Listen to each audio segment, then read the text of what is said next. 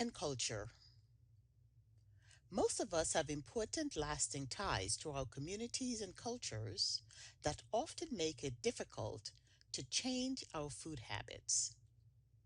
Specific foods mean different things in different cultures, but most cultural groups use food for similar purposes such as rewards, gifts, celebrations, and to promote health. Culture is learned, not inherited, and it is usually passed on from generation to generation. Thus, foodways are also passed from generation to generation through enculturation or socialization. The term foodways or food habits refers to the ways in which food is obtained, stored, prepared, and eaten. It also includes how, when, where, how much, and with whom food is eaten.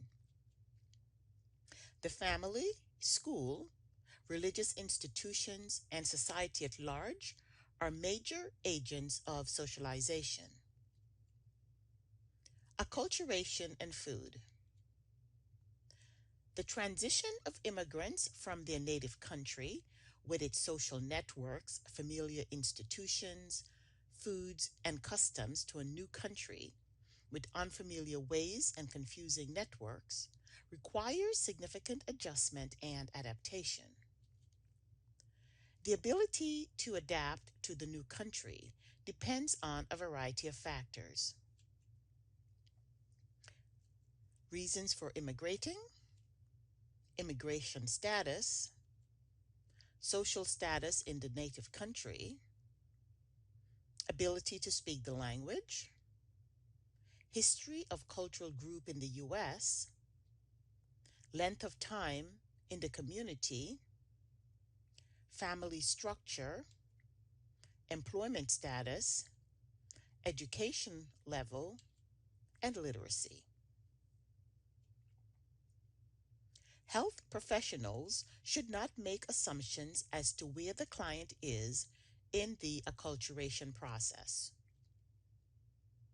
Many individuals who dress and speak like the mainstream may still follow other traditional ways at home and eat traditional foods because of their own ethnic pride. Core foods, secondary core foods, and peripheral foods. All cultures have staple foods or core foods. These foods are consumed frequently and form the foundation of the diet. They are abundant, relatively inexpensive, easy to prepare, and an important source of calories. Core foods include cereal grains such as rice, wheat, millet, and corn,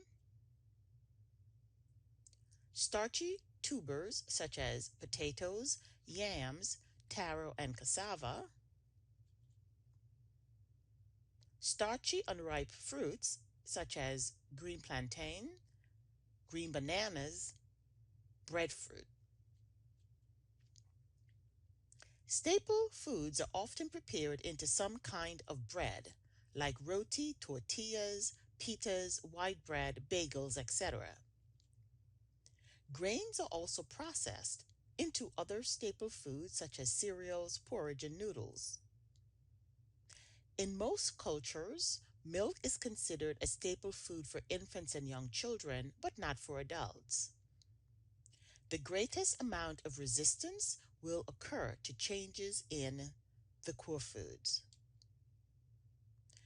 Secondary foods, or secondary core foods, are used daily to complement a meal. They are usually abundant in a particular region and relatively inexpensive. These foods are combined with staples to make traditional dishes and meals. Some may argue that some of these foods are staples in some cultures.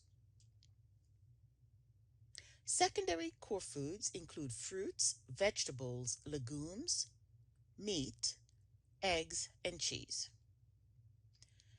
They are more variable in use and form, less important emotionally, and include recently introduced store-bought foods. Peripheral foods are not eaten often. They have a weaker cultural meaning and tend to reflect individual and family preferences.